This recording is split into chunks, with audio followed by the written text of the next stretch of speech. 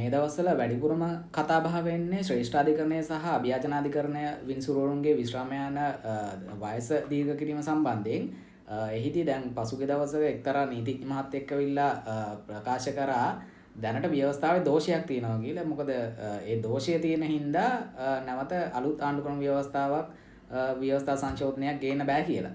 ඉතින් එතුමා කියන විදිහට 19 වෙනි සංශෝධනය හරහා ජනාධිපතිවරයාගේ දූර කාලය සහ පාර්ලිමේන්තුවේ මන්ත්‍රීවරුන්ගේ දූර කාලය වසර 6 සිට 5 දක්වා අඩු කිරීමේ ඒ සංශෝධනය හරියාකාරව සිදු කරලා නැහැ. ඒකේ දෝෂයක් තියෙනවා කියන එක තමයි එතුමා පෙන්නලා දෙන්නේ. ඉතින් එතුමා සඳහන් කරන ආකාරයට 30 වෙනි ව්‍යවස්ථාවේ 2 සහ 62 ව්‍යවස්ථාවේ 2 කියන කොටසේ සිදු කරපු වෙනස්කම සම්බන්ධයෙන් තමයි එතුමා සඳහන් කරන්නේ. එතකොට මම දැන් එතුමාගේ අදහස වෙන්නේ දැන් 83 වෙනි ව්‍යවස්ථාවේ ආවගන්තිය යටතේ සඳහන් කරලා තියෙන පටිපාටිය හරියට අනුගමනය කළා නෑ කියන එක තමයි මට තේරෙන විදිහට.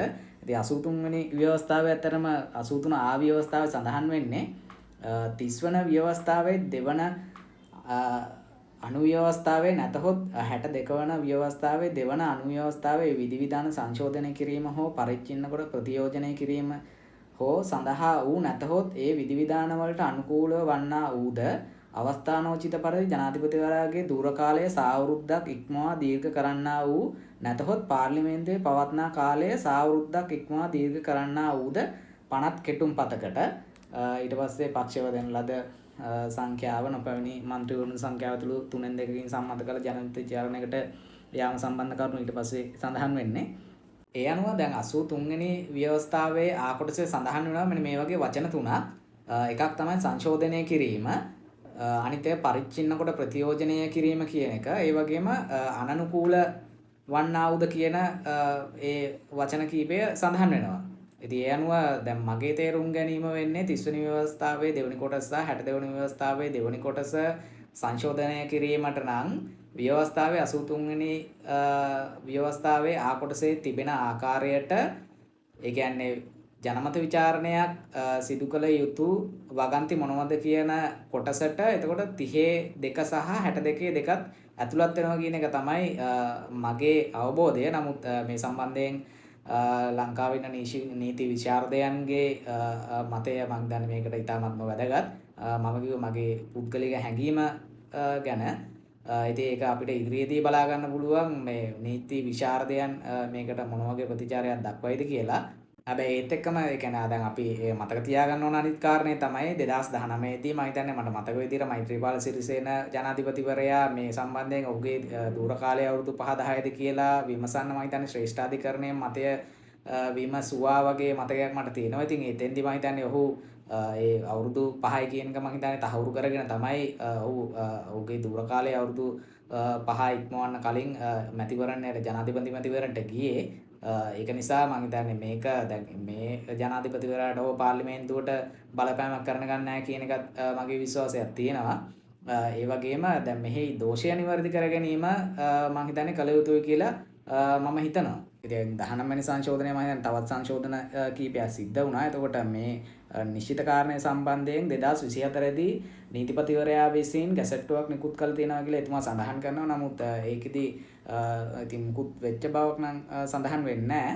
ඔහු කියන ආකාරයට එතකොට නව ව්‍යවස්ථා සංශෝධනයක් ගේන්න බෑ කියන එක තමයි ඔහු කියන්නේ. තියෙන ව්‍යවස්ථාවේ දෝෂය නිවැරදි කරගන්න නැතුව. නමුත් එයින් අතරම අපිට තේරුම් ගන්න බෑ. ඒ කියන්නේ වර්තමාන ජනාධිපතිවරයාට හෝ පාර්ලිමේන්තු මන්ත්‍රීවරුන්ට ඔවුන් තේරිපත් වුණේ වසර 5ක් සඳහා ඔවුන්ගේ දූර කාලයේ වසර 6ක් දක්වා දීර්ඝ වෙනවා කියන එකක් එයින් අදහස් වෙන්නේ නැහැ. මොකද මීට පෙර අවස්ථා දෙකකදීම 2015 මෛත්‍රීපාල ජනාධිපතිවරයා සහ ගෝඨාභය රාජපක්ෂ ජනාධිපතිවරයා පත් වුණා. අනුප්‍රාප්තික ජනාධිපතිවරයා විදිහට රනිල් වික්‍රමසිංහ පත් වුණා. ඔවුන් දෙදෙනාම වසර 5කින් තමන්ගේ දූර කාලය අවසන් කරලා තියෙනවා. එතකොට ඒ කාලයට අදාළව පාර්ලිමේන්තුවේ හිටපු මන්ත්‍රීවරුන්ගෙත් ඒ පාර්ලිමේන්තු මන්ත්‍රී දූර කාලය වසර 5කින් අවසන් වෙලා තියෙනවා. ඒකින්ද ඒ කියන්නේ මේක කිසි ලෙසකත් මේ වර්තමානයේ පාර්ලිමේන්තු මන්ත්‍රීවරුන්ට හෝ වර්තමානයේ සිටින ජනාධිපතිවරයාට ඔවුන් කොහොමඩක්පත් උනේ වසර 5ක දූර කාලයකට තමයි ඡන්දේ ඉල්ලුවෙත්. ඉතින් ඒක නිසා මම හිතන්නේ ඔවුන්ගේ දූර කාලය කිසිම හේතුවක් නිසා වසර 5 සිට වසර 6ක් දක්වා වැඩි වෙන්න හේතුවක් නැහැ.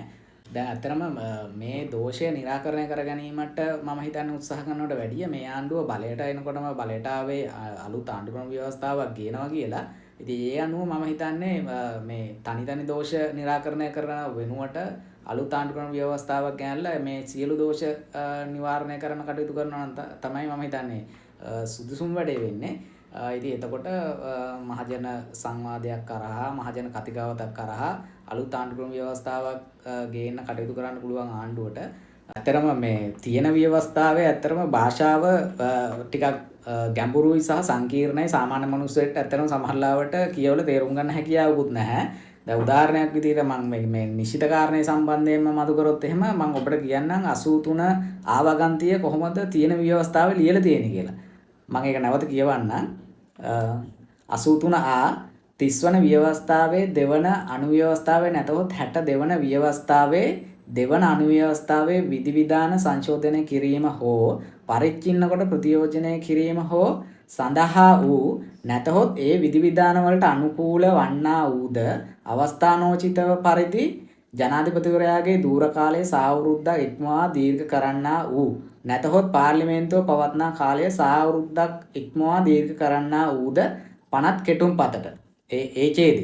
දැන් ඒ ඡේදෙම මම ඒ අදහස එන විදිහට සරල බසින් ලිව්වා 30 වන ව්‍යවස්ථාවේ දෙවන අනු ව්‍යවස්ථාවේ හෝ 62 වන ව්‍යවස්ථාවේ දෙවන අනු ව්‍යවස්ථාවේ විධිවිධාන සම්බන්ධයෙන් කරන ඕනෑම ආකාරයෙන් සංශෝධන කෙටුම් පතකට කියලා. ඉතින් එතකොට ඒකේ තියෙන වචන 20යි. ඒක මම හිතනවා ඒක සරලයි කියලා.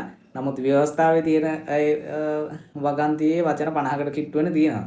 ඉතින් මම හිතනවා රටක ව්‍යවස්ථාව ඇත්තටම සියලුම සාමාන්‍ය ජනතාවටත් කියවලා තේරුම් ගත හැකි පරිදි සරල භාෂාවෙන් තියෙන්න ඕන කියලා. ඉතින් මම මේ ආණ්ඩුවට වර්තමාන ආණ්ඩුවට යෝජනාවක් කරනවා. ඔබ පොරොන්දු වෙච්ච පරිදි අලුත් ව්‍යවස්ථාවක් කියන කටයුතු කරන්න. ඒ ව්‍යවස්ථාව ගේනකොට ඒ වගේ සාමාන්‍ය ජනතාවටත් තේරුම් ගත හැකි සරල භාෂාවෙන් ව්‍යවස්ථාව ලියන්න කියලා මම මේ ආණ්ඩුවෙන් ඉල්ලා සිටිනවා.